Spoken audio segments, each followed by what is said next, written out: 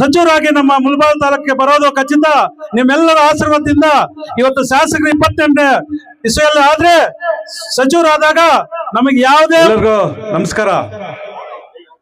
ಏನು ಇವತ್ತು ಅನಂತಪುರ ಗ್ರಾಮದಲ್ಲಿ ಗಂಗಾ ಜಾತ್ರೆ ಹಬ್ಬದ ಕಾರ್ಯಕ್ರಮ. ಈ ಕಾರ್ಯಕ್ರಮಕ್ಕೆ ನಮ್ಮ ನೆಚ್ಚಿನ ಶಾಸಕರಾದ ಸಮೃದ್ಧಿ ಮಂಜನವರು ಆಗಮಿಸಿದ್ದಾರೆ.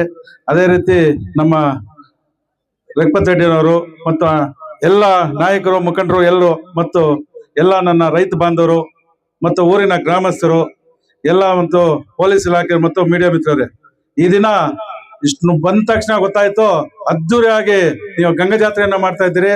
ಆ ಅಂಗಜಾತ್ರೆ ಆ ದೇವರ ಆಶೀರ್ವಾದ ನಿಮ್ಮೆಲ್ಲರ ಮೇಲೆ ಇದ್ದು ಒಳ್ಳೆ ಮಳೆ ಬಿದ್ದು ಒಳ್ಳೆ ಬೆಲೆ ಆಗಿ ರೈತರೆಲ್ಲೂ ಚೆನ್ನಾಗಿರ್ಬೇಕಂತೇಳಿ ಆ ದೇವರಿಂದ ಆಶೀರ್ವಾದ ಪಡ್ಕೋಬೇಕಂತೇಳಿ ಇದಾಯ್ತು. ಇವತ್ತು ನಮ್ಮ ಶಾಸಕರು ಇವತ್ತೊಂದು ಆರ್ಕೆಸ್ಟ್ರಾ ಕಾರ್ಯಕ್ರಮ ಇಲ್ಲಿ ಆಯೋಜಿಸಲಾಗಿದ್ದಾರೆ. ಅವ್ರ ಇದೇ ಕಾರ್ಯಕ್ರಮ ನಮ್ಮ ತಾಲೂಕಂತ ಮಾಡ್ಕೊಡ್ತಾ ಇದಾರೆ. ಎಲ್ಲಾ ಕಡೆನೂ ಎಲಾಕಾರ ಮಾಡ್ಕೊಡ್ತಾ ಇದಾರೆ ಮತ್ತು ಒಳ್ಳೆ ಕೆಲಸಗಳು ಮಾಡ್ತಾ ಇದಾರೆ. ನಮ್ಮ ಶಾಸಕರು ಇವಾಗ ಸರ್ಕಾರ ಇಲ್ದ್ರೇನು ಸಹ ಒಳ್ಳೆ ಕೆಲಸಗಳು ಮಾಡ್ತಾರೆ. ಮುಂದಿನ ತಿಂಗಳಲ್ಲಿ ಅವರು ಶಾಸಕರಾಗೋದು ಖಚಿತ. ಸಚಿವರಾಗಿ ನಮ್ಮ ಮುಳಬಾಗಿಲು ತಾಲೂಕಿಗೆ ಬರೋದು ಖಚಿತ. ನಿಮ್ಮೆಲ್ಲರ ಆಶೀರ್ವಾದದಿಂದ ಇವತ್ತು ಶಾಸಕರು 28ನೇ ಇಸ್ವಿಯಲ್ಲಿ ಆದ್ರೆ ಸಚಿವರಾದಾಗ ನಮಗೆ ಯಾವುದೇ ಒಂದು ಕಾರ್ಯಕ್ರಮಗಳಾದ್ರೂ ನಾವು ಹತ್ರ ಇಲ್ಲೇ ಪಕ್ಕದಲ್ಲಿರೋಲ್ಲ ನಮ್ಮ ಮನೆ, ಶಾಸಕರ ಮನೆ.